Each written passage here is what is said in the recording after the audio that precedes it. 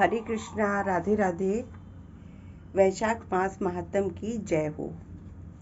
आज का अध्याय 23वां अध्याय।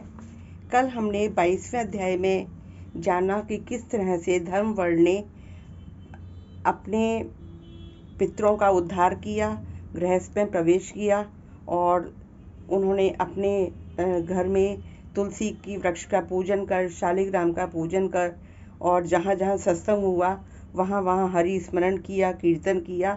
तो इन सभी शुभ कार्यों करते हुए उन्होंने अपनी सद्गति पाई। आइए हम आगे 23वां अध्याय का अध्ययन करते हैं। श्री कृष्ण गोविंद हरे मुरारी, हे नाथ नारायण वासुदेवा।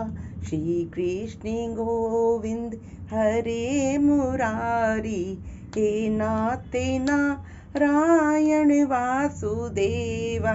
हे नाथ नारायण वासुदेवा, हे नाथ नारायण वासुदेवा। श्री कृष्ण गोविंद हरे मुरारी, हे नाथ नारायण वासुदेवा। बोलिए विष्णु भगवान की जय, बोलिए वृंदावन धाम की जय। श्री सुखदेव जी बोले कि अब मैं इस पाप नाशक महात्म का वर्णन करता हूँ। माधव मास में शुक्ल पक्ष की अक्षय तृतीया के दिन जो भी सूर्य काल में सूर्योदय के समय प्रातः काल स्नान करते हैं, वे संपूर्ण पापों से छूटकर विष्णु लोक को जाते हैं।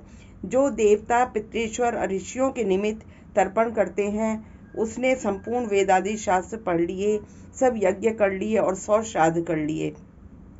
जो मधुसूदन भगवान का पूजन कर अक्षय तृतीया के दिन कथा सुनते हैं, वो मुक्ति पाते हैं। और जो मधुसूदन भगवान की प्रसन्नता के लिए दान करते हैं, वो मधुसूदन भगवान की आज्ञा से अक्षय फल देने वाले होते हैं।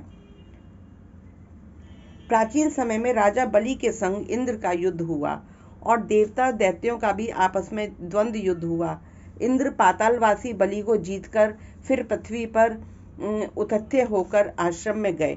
वहां जाकर उसकी मंदगामिनी गर्भिणी पत्नी को देखा, जिसकी कमर में सुवर्ण सूत्र में बद्ध किकड़ी शोभा दे रही थी। उसके कंकड़ों की झनकार ने और कोकिलाओं के शब्दों को जीत लिया था। अनेक प्रकार के वस्त्र धारण किए वह मधुर भाषणी मदनबंद हास्य युक्ता शोभा दे रही थी। उसके विकसित कमल के समान उसका मुख और नील कमल के समान नेत्र थे। केतकी के उदर के समान पीत और मनोहर गालों वाली परिश्रम से श्वास भरती हुई दीनाक्षी पर्णकुटी की ओर मुख किए हुई थी। उसे पर्यक पर शयन करती हुई देखकर इंद्र के मन में मोह उत्पन्न हो गया। वे बलपूर्वक उस गर्भिणी स्त्री से भोग करने के लिए कोशिश करने लगा। तब गर्भस्थ पिंड ने अपने गिरने के भय से दुखी होकर अपने पांव से योनि मार्ग को ढक लिया, जिससे इंद्र का वीर्य पृथ्वी पर ही गिर पड़ा। तब गर्भस्थ शिशु पर इंद्र का महाक्रोध हुआ और रोष के मारे तांबे जैसे लाल नेत्र करके शाप दिया कि हे दुर्बुद्धि, तूने पांव से योनि द्वार को रोका है, इससे तू जन्मांध होकर और दीर्घ महापावों से वीर्य संचालन से जयंत के समान हुआ। इंद्र ऋषि के शाप के भय से शीघ्र ही भागा। उसे भागते हुए देख संपूर्ण शिष्य हंसने लगे। तब वो लज्जा के मारे पहाड़ की कंदरा में जाके घुस गया और वहां पे बैठ के उग्र तप करने लगा।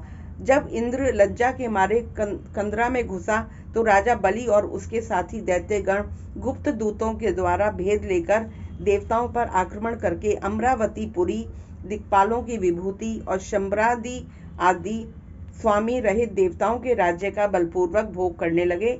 तो अग्नि और सब देवता अपने रक्षक को ना देखकर बृहस्पति के पास इंद्र का वृतांत पूछने लगे कि हमारा स्वामी कहाँ है। स्वामी के बिना हमारे राज्य पर दैत्यों का आक्रमण किया है। हे विभो, बहुत दिन बीत गए, इंद्र क्यों नहीं आते हैं? हे महाराज, हमें बताओ, जहाँ पे भी इंद्र हो हम वहीं जाकर प्रार्थना करें। इस प्रकार जब देवताओं ने पूछा तो बृहस्पति बोले कि रसातल में बलि को जीतकर इंद्र उथत्य के आश्रम में गया और वहां जा उथत्य की स्त्री से बलपूर्वक संभोग किया। इस पर उसके शिष्यों ने उसकी बहुत निंदा की और इससे लज्जा के मारे वह स्वर्ग में नहीं आया और पर्वत की गुफा में घुस गया है। वहीं पर शची सहित निवास करता है और अपने किए हुए कर्म पर चिंता कर रहा है। बृहस्पति के ऐसे वाक्यों को सुनकर अग्नि आदि सब देवता इंद्र को ढूंढने और प्रार्थना करने के लिए मेरु पर्वत की कंदरा में पहुंच गए। कंदरा में बैठे हुए इंद्र को जब उन्होंने देखा तो उसके बल वीर्य के प्रकाश करने वाले लोक विख्यात स्तोत्रों से उसकी प्रसन्न करने लगे। हे इंद्र, हे सब देवताओं के स्वामी, तुमको नमस्कार है। तुम्हारे बिना हमको दैत्यों ने बड़ा क्लेश किया है, जिससे हम स्थान भ्रष्ट होकर दुख के मारे जगह जगह घूम रहे हैं। अतः तुम चलकर शत्रुओं का दमन करो। ऐसी स्तुति सुनकर इंद्र गुफा से बाहर आया और लज्जा के मारे नेत्रों को पृथ्वी की ओर झुकाकर अपनी कमर झुकाकर देखने लगा। दुख के मारे कंठ भर आया और उससे मुख से कुछ भी बोला नहीं गया। यह देखकर बृहस्पति जी बोले कि इंद्र, तू शंका क्यों करता है? संपूर्ण जगत कर्माधीन है। मान अपमान, सुख दुख, लाभ हानि, हार जीत सब कुछ पूर्व जन्मों के कर्मों के अनुरोध से ही होता है। प्राणी कर्मों के अनुसार चलते हैं। देव योग से काल पाकर दुख अपने आप उपस्थित होते हैं। बुद्धिमान मनुष्य दुख पड़ने पर कुछ चिंता नहीं करते और सुख से प्रसन्न होते नहीं हैं। इसलिए तुमको ये दुख प्रारब्ध से ही मिला है। तुम्हारा ये जो दुख है तुमको अपने पिछले जन्मों के कारण ही मिला है। हे इंद्र, इस दुख को पाकर तुम्हें सोच करना ठीक नहीं है।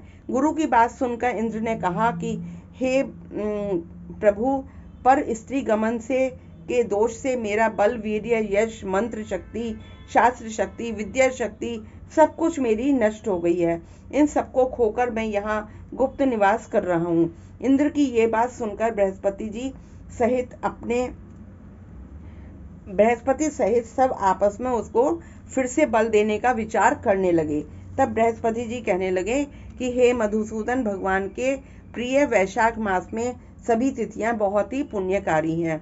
इसमें शुक्ल पक्ष की तृतीया अक्षय तृतीया है। जो इस तिथि में श्रद्धा पूर्वक स्नान आदि दान आदि करता है, निसंदेह उसके सहस्त्रों पाप नष्ट हो जाते हैं तथा बलवीर्य और ऐश्वर्य अत्यंत बढ़ते हैं। अतएव अक्षय तृतीया के दिन बलि के बैरी इंद्र द्वारा स्नान दान आदि करने से उसका सद्धर्म बढ़ता है, जिससे उसका हित हो जाता है। जिसके प्रताप से इंद्र में विद्या और मंत्र शास्त्र में पूर्ववत शक्ति हो जाती है। बल, वीर्य और यश भी पूर्ववत बढ़ जाता है। देवताओं समेत बृहस्पति ने जब ऐसा विचार किया तो इंद्र से उन्होंने वैशाख के धर्म करवाए।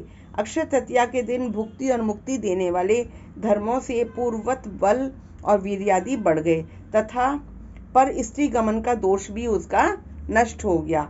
इस कर्म से इंद्र अपने पाप कर्मों से इस प्रकार छूट गया जैसे चंद्रमा राहु से छूटता है और वह देवताओं के मध्य पूर्ववत शोभा को प्राप्त हुआ।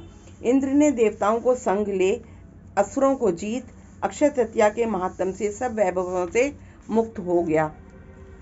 अमरावती पुरी में फिर उसने प्रवेश किया। आगे शंख तूर्यादि बजने लगे। फिर इंद्र की आज्ञा से सब देवता अपने अपने घर गए और पूर्ववत यज्ञ आदि करके अपना अपना भाग लेने लगे। पितृश्वर पूर्ववत पिंड भाग प्राप्त करने लगे। राक्षसों ने हार जाने पर मुनि स्वाध्याय में तुष्ट हुए। तभी से संसार में ये अक्षय तृतीया प्रख्यात है। यह देवता ऋषि पितृगण और सबको संतोष देने वाली है। अतः यह सब कर्मों को काटने वाली है, सबसे पुण्यतम है। यह अक्षय तृतीया मनुष्यों को भुक्ति और मुक्ति देने वाली है। इति 23वां अध्याय संपूर्ण। बोल राधा कृष्ण भगवान की जय। बोल बांके बिहारी लाल की जय। बोलिए वैष्णव धर्म की जय। बोलिए बैसाख महात्म की जय। जय जय श्री राधे श्याम।